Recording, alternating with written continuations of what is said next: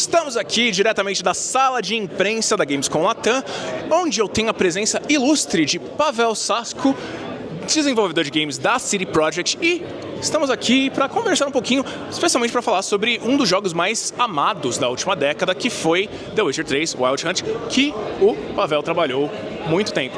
We're gonna talk a little bit about The Witcher 3, which is a game which you're very well acquainted with, from what I gathered. First of all, how's Gamescom Latam been treating you so far? Oh, I mean, to be honest, I am quite surprised, how big it is, how bustling it is. It actually turned out to be much larger, and it's really crowdy, today, so I love to see it. A lot of young artists, and we actually talked to a couple people that are creating games here in Brazil, just creating something that is actually from the Brazilian culture, and I loved seeing that, really. So it's been really, really inspiring so far. I love talking to young people who have a lot of energy, in them, who really want to create something new. So that's been so far amazing. So right now, what is your current job description at CD PROJEKT? Yes, so currently I'm an associate game director in CD PROJEKT RED. So my job is, together with Gabe Amatangelo, we basically direct new Cyberpunk game. That's the idea. Before I was a quest director on Phantom Liberty, so I had quests, open world and cinematic departments, and worked on Phantom Liberty. Then on the Cyberpunk, I was a quest lead. Then on Witcher 3 expansions, I was a quest lead. Then on Witcher 3, I was a senior quest designer. And then in The Witcher 2, I was a quest designer working on Witcher 2 Enhanced Edition. And I started in a company almost 13 years ago. Right. And so were you around during the pre-production of The Witcher 3, since you were involved with The Witcher 2, right? Oh, yes. I mean, I've been in a company from a very first word and sentence has been written about Witcher 3. I remember we started designing first quests. It was March 2012. We shipped, I think, Enhanced Edition to Witcher 2 in May 2012, but already, at that time the game was kind of finished and it was ready to be shipped. So we as designers, we merged in and started working on the first designs for The Witcher 3 quests and storyline. Cool. And was it always thought that The Witcher 3 was always thought as an open-world game? When did the leap? Because Witcher 2 has a little different hubs, right? Different places where you go from chapter to chapter. Witcher 3, obviously, as an open-world game. So when did you guys decide, okay, let's expand the scope? Was it always from the beginning, or did you guys, it came later on in the project? Oh, amazing question. So the thing is that we have started working on The Witcher 3, as I mentioned, at the beginning of 2012. And at this point already, our game director at the time, Konrad Tomaszkiewicz, he already had an idea that he really wanted to merge this open world approach, known, for instance, from Skyrim, and because that was the game that we've been talking about a lot at that time. So that open world approach with actually really story-driven formula that we've been working on and perfecting it on during Witcher 2 times. So that was fairly early, really at the very beginning. I remember very first, presentations that our directors did for us, for the team, about Witcher 3, how it's supposed to look like, and that was already contained that idea that it will be an open world merged with this really storytelling approach. And it's, to be honest, a lot of us thought okay, will we manage to do it? Because this is so different, to how actually games have been built so far. And we felt this is really difficult, in Witcher 2, actually, we've been kind of flirting with that idea. There were some areas that were a bit more open, so there was always a dream, I would say, of, opening up those hubs and making it in a way that you can really do it in any different way, that you can approach it in a different way. But there was also, always a consideration of scope, how much we can actually do, how much we can build, it requires actually so much more effort, so many different approaches. It is actually really open formula. When you look at the Witcher 3 quests, you will discover that actually a lot of them react to being done in different ways. A lot of them actually allow you to open them up in different ways. Great example is those quests that you can start from bulletin board in various villages, but then you can also, step on that quest and really find it while exploring the world and so on. So this is really something that we had in mind when we've been working on this quest. From the very beginning, it was like an assumption, at that time, our lead quest designer, Mateusz Tomaszkiewicz, he sort of like outlined like that will be something important for us. So us as designers, I was at the time a senior in a team. We've been working on, on the design with those things in mind.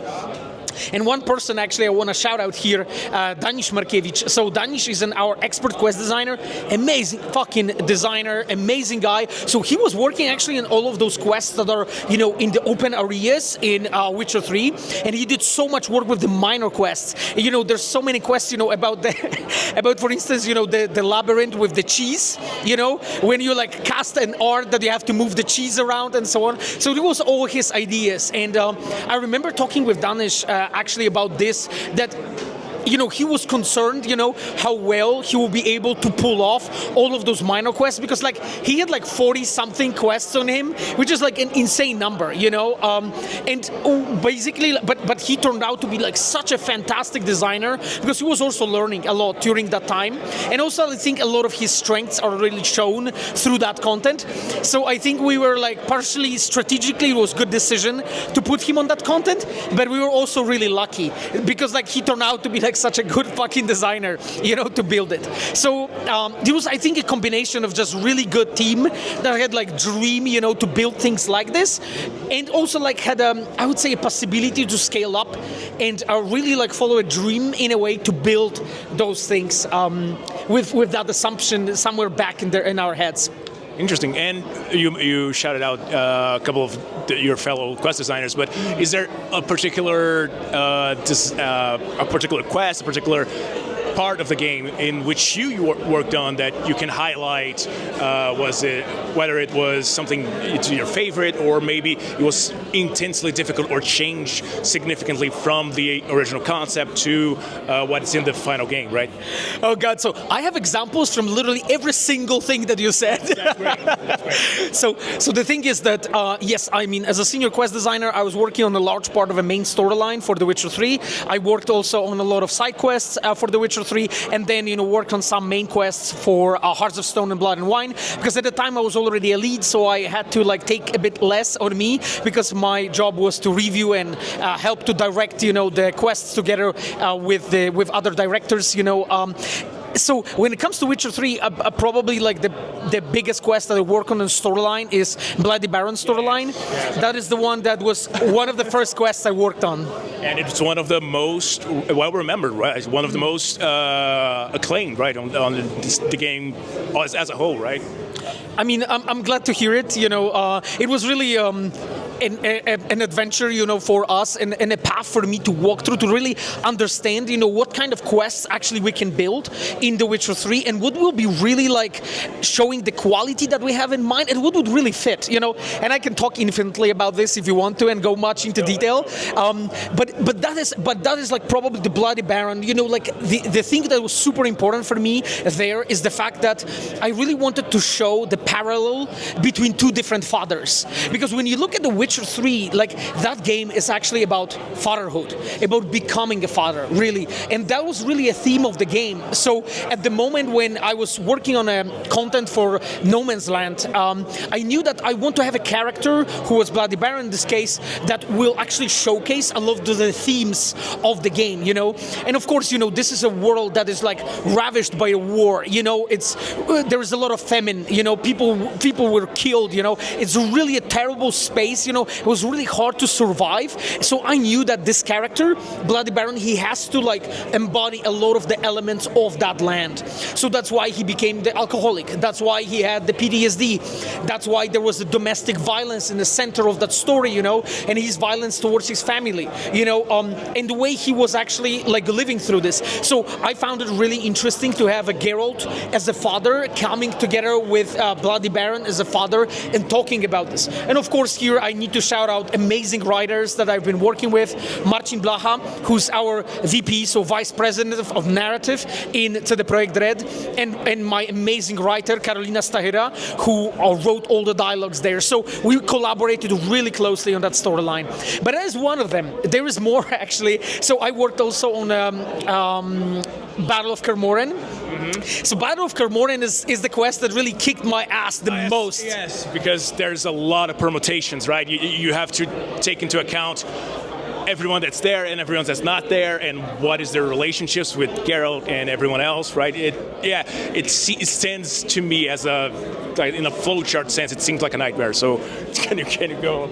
Yeah, I mean, it was definitely fun. It was definitely a challenge. Like, this is probably one of the hardest quests I've ever designed and implemented in my life. Because like there you have a cast of 9 characters that are a core, and then other characters, 7, they can be in any variant, present or not present, having various relationships developed with Geralt or other characters depending on your choices. So I really had to have that in mind. And like there's so many examples. Like for instance, and it's a tiny spoiler, but Witcher 3 is a bit old, so I hope that I can spoil a tiny bit.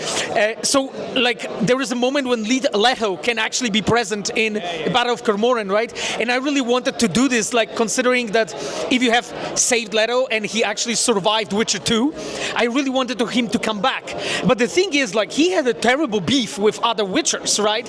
So I had to think about this because like there was everyone that was in conflict with Leto, right? Like you had Vesemir and Lambert that were in conflict with Leto, but you also had Road.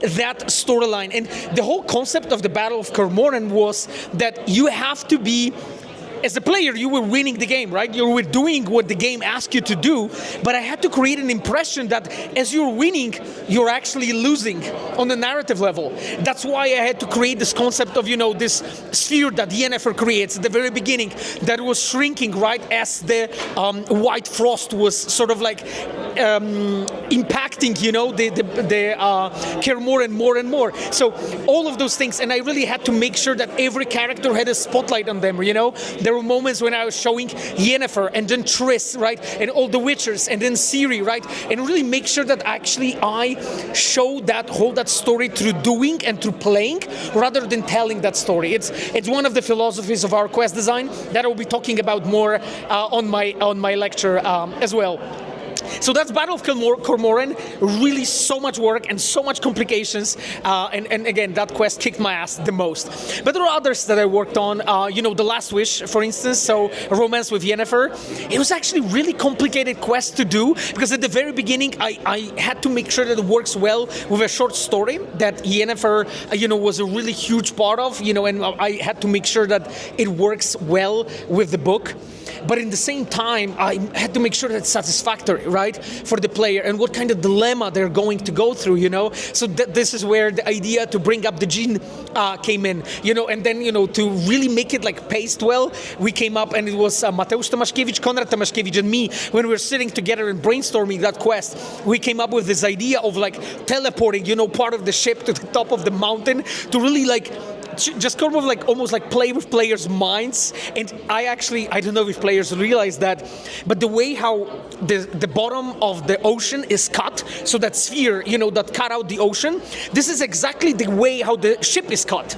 So when you will look into the assets actually that are used there, when you're swimming, together with Yennefer, you are diving, you will see this like huge like circle, when it was carved in a rock there. This is exactly the lines of the cut, how the ship was cut, at the moment when everything was teleported. Anyway, we paid attention to it, wanted to make sure that it really fits perfectly there. So that is the Last Wish. But I also worked on the quest for Hearts of Stone, Blood and Wine.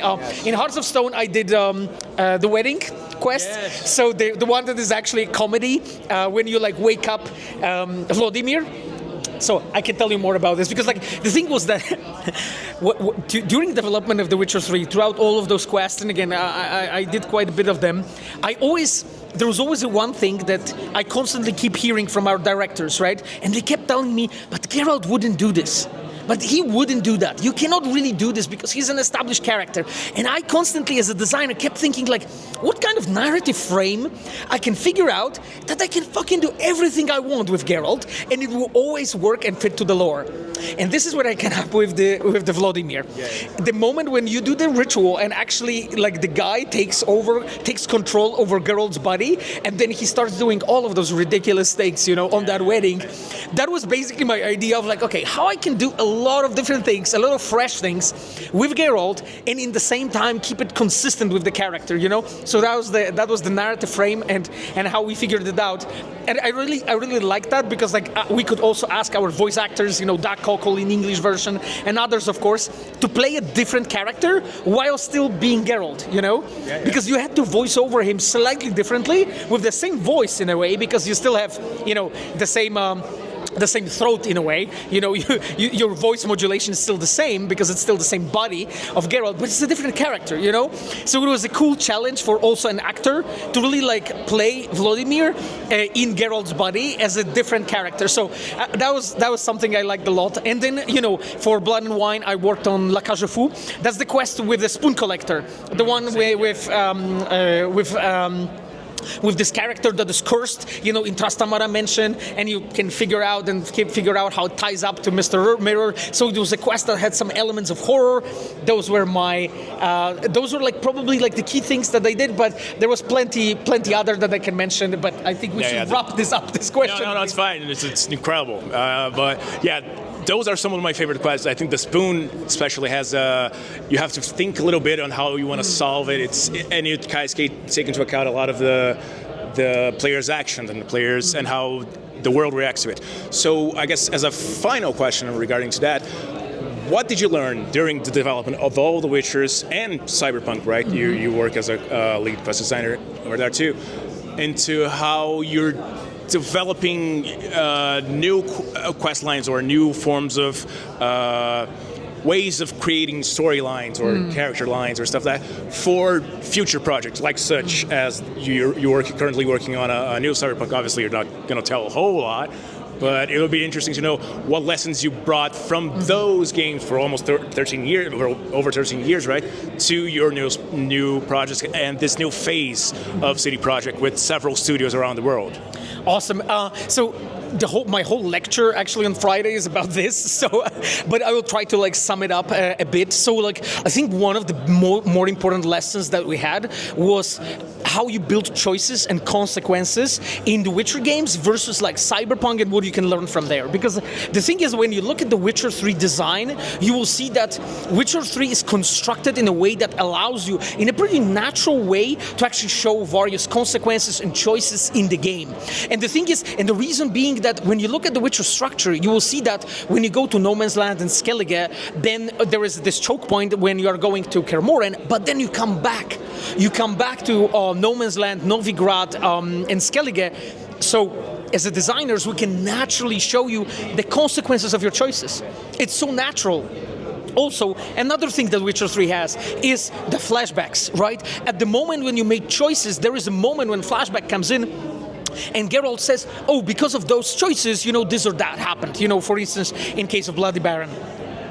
Those tools are not existent in Cyberpunk, because in Cyberpunk you are in the city and you rarely come back to the locations that you visited. You also don't have flashbacks in Cyberpunk, right? You're all the time in the experience of V, in the shoes of V, in presence. You don't have that. So suddenly you need to use different tools, right?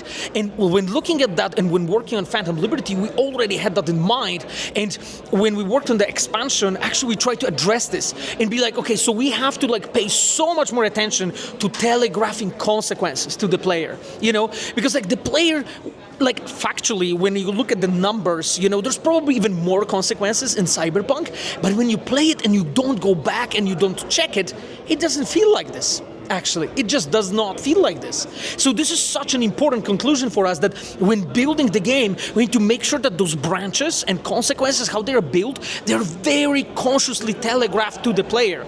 And we did some of that already in Phantom Liberty.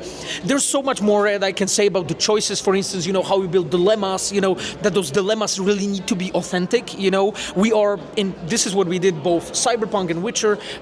We are always trying not to have those black and white choices when you as a player, you just kind of obviously know what to do. In our games, we're always trying to make sure that it's an authentic, really difficult dilemma that you would just not know. And probably there are actually arguments for one choice or another if you have maybe a couple, not only two of them. So this is like really important when building choices. But there's so much more, There's so much more about the world, for instance, like when you build when we built Night City in Cyberpunk, we learned so much more how to build a lore, how to make brands, for things like food and cans and drinks and guns and weapons and all kinds of vehicles, We had to put so much more conscious work into designing all of those brands and making sure they're well ingrained in the lore.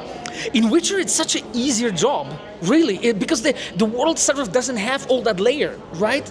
In a way, it's not present there, but in Cyberpunk, it is. So you really have to pay so much more attention to this and be so careful how you're building this and how you're reflecting different cultures, Again, for Brazil, we had Ozop as one of the characters in Cyberpunk, exactly, that came up from a very famous podcast here in Brazil. Yeah. We also had, he was a character in the book. In Phantom Liberty, we had this Brazilian intelligence agency. There's two agents that are coming in, and you can help them out, So we're always trying to look at their different, I would say, ethnic groups, and cultures, so that we can represent them in interesting ways, in our game. That's something that you don't really do that much in The Witcher. It is present, of course, but to so much lesser extent, So there are different challenges, I would say, depending also on the different IP when you're working on it. Now, what I'm telling you right now, we kind of felt that we knew at the very beginning when working on Cyberpunk, but only now, after making one game and an expansion, you actually kind of know what to do and how to do it, Because you need to be so strategic about planning and making sure you're not missing anything, and it's so easy. It's just so easy to miss so many things. And there's so many things, other things I can mention, the importance of defining your genre and a theme for your game, right? Phantom Liberty, for instance, the theme is authority versus individuality, and that is represented by Somi versus Reed. In case of Blood and Wine, for instance, it's the love that can kill, In Hearts of Stone is a deal with the devil, And all of them have different genres. Phantom Liberty is a spy thriller, And from very beginning we knew that we were building a spy thriller. Therefore, by the reason that we defined it so clearly, we knew actually what we can really, what kind of methods we can use to really tell the stories there, And, I can talk more about, for instance, using the sources, source material. I always teach my designers, when you really want to tell, a great spy story, you're not going back to Bond movies or Ocean's 11 or Bridge of Spies or Tinker Tailor Soldier Spy, the movies about it. You're actually going down to source material, to actual real documents about the spies, real life spies that lived, in Colombia, that lived in Mexico. And we had so many inspirations actually coming from there, in regards of, how the spies worked, especially between Cuba and America. That was such a big inspiration actually for Phantom Liberty, of the way how the spies acted. So I always teach my designers, no, just instead of just looking at the popular culture, look to the sources and go down. Of course, you can get inspired by all of those movies and so on, but just always go back to the original source and start from there. When designing things for The Witcher, I was reading so many documents about Slavic villages and places in the world and just actual really historical documents about how people lived, bestiaries, about actual creatures, that people were scared of, all of those things. Awesome, man! Thank you so much. It's been a mini lecture that we've had here on. Thank you so much, Pawel. Thank you. Your lecture is on Friday, right? Correct. 11:55. Yes. 11:55, and you're going to talk about game design. So, então, se você quiser saber mais sobre game design, tá aqui conversa com o Pawel na sexta-feira.